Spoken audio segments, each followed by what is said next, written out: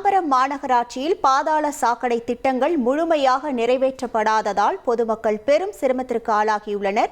மேலும் பாதாள சாக்கடை கழிவுநீர் செம்பாக்கம் ஏரியில் கலக்கும் அவல நிலையால் சுகாதார சீர்கேடு ஏற்பட்டுள்ளது. இது குறித்தான கூடுதல் தகவல்களுடன் இணைகிறார் நமது செய்தியாளர் மீரான். வணக்கம் மீரான். தற்போது இந்த விவகாரத்தில் தாம்பரம் மாநகராட்சி மக்கள் வைக்கக்கூடிய கோரிக்கை என்னவாக இருக்கிறது? முழு விவரங்கள். திருவிக நகர் பகுதியில் இருக்கின்ற பாதாள சாக்கடையானது நிரம்பி அந்த தண்ணீரானது கழிவு நீரானது தொடர்ந்து பல மாதங்களாக இந்த சிட்லப்பாக்கம் பகுதியில் இருக்கின்ற வார்டு எண் 43 பகுதிக்கு வருகிறது. இரண்டுமே தாம்பரம் மாநகராட்சி பகுதியில் இருக்கின்றன.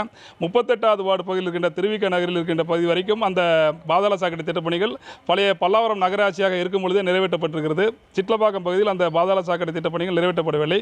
இந்த நிலையில் திருவிக நகர் பகுதியில் இருக்கின்ற அந்த பாதாள சாக்கடை பைப் லைனில் இருந்து கழிவு நீரானது தொடர்ந்து வெளியேறி கொண்டு இந்த சர்வமங்கலா நகர் பகுதியில் இருக்கின்ற குடியிருப்புகளை சூழ்ந்திருக்கிறது. இந்த பகுதி என்னோட பிசினஸுக்கு ஜிஎஸ்டி நோட்டீஸ் வந்திருக்கு பாரு.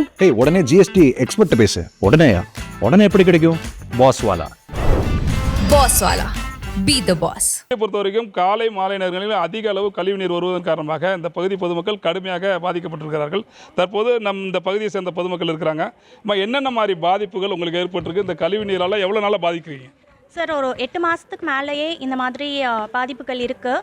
மார்னிங் டைமில் ரொம்ப யூசேஜ் அதிகமாக இருக்கும்போது அதிகமான லீக்கேஜாக இருக்குது. அந்த டைம் தான் இந்த பக்கத்தில் நிறைய ஸ்கூல்ஸ் இருக்குது. ஸோ ஒரு 50% ஆஃப் தி ஸ்டூடெண்ட்ஸ் ஆக்சஸ் வந்து இப்படி தான் போகிறாங்க. சைக்கிளில் போகிறாங்க. பேரண்ட்ஸ் வந்து குட்டி குட்டி பசங்களை வண்டியில் கூட்டிகிட்டு போகிறாங்க. அவங்க இங்கே வரைக்கும் வந்து பார்த்துட்டு இது சரியில்லைன்னு சொல்லிட்டு சுற்றிட்டு போகிறாங்க.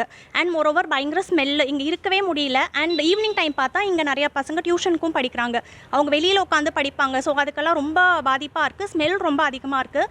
அண்ட் கொசு தொல்லையும் ரொம்ப ஜாஸ்தியாக இருக்குது. நாங்கள் எவ்வளவோ வாட்டி கம்ப்ளைண்ட் பண்ணி மெயில் போட்டும் வராங்க. பட் டெம்பரரி ஆக்ஷன் தான். தென் ஆஃப்டர் 3 months இதே பிரச்சனை தான் ஓடிட்டுருக்கு. மார்னிங் பார்த்தீங்கன்னா இதை விட ரொம்ப அதிகமாக இருக்கும். அண்ட் அது சேம் திங் இந்த ஈவினிங் ஆல்சோ. நாங்கள் நிறைய வாட்டி கம்ப்ளைண்ட் பண்ணிட்டோம். அந்த 2 வார்டோட கவுன்சிலர்ஸும் ரெப்ரசென்ட் பண்ணிட்டாங்க. ஆனால் கார்பரேஷன் சைட்லேருந்து இது வரைக்கும் எந்த ஆக்ஷனும் எடுக்கல. பர்மனெண்ட்டான சொல்யூஷன் எங்களுக்கு வேணும் சார். பிகாஸ் இதனால் வந்து பக்கத்துலேயே பெரிய செம்பாக்கம் ஏரி இருக்குது, அதுவும் பொல்யூட் ஆகுது. அண்ட் ஆப்வியஸ்லி கிரவுண்ட் வாட்டரும் பொல்யூட் ஆகுது. ஸோ நாங்கள் கார்பரேஷன் அஃபீஷியல்ஸ் கிட்ட கேட்டுக்கிறோம், please take an apt action for this should not continue hereafter. சொல்லுங்கம்மா, என்ன மாதிரியான பாதிப்பு? உங்கள் வீடு இங்கே இருக்குது, இந்த கழிவு நீர் இங்கே வந்து தேங்குதுன்றீங்க. என்ன மாதிரி பாதிப்புகள் உங்களுக்கு ஏற்படுது? முதல்லங்க பிள்ளைங்களுக்கு நோய் வருது. முதல்ல கொசு தொல்லை ஜாஸ்தி.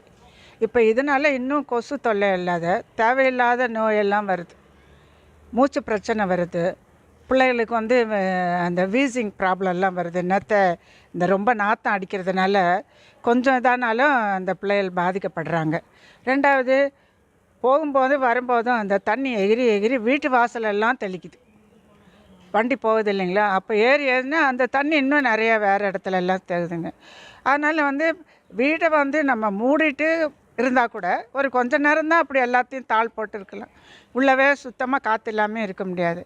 அதனால் இந்த பாதிப்புலேருந்து கொஞ்சம் எங்களுக்கு விடுதலை கொடுக்கணும்னு சொல்கிறேன் நான்.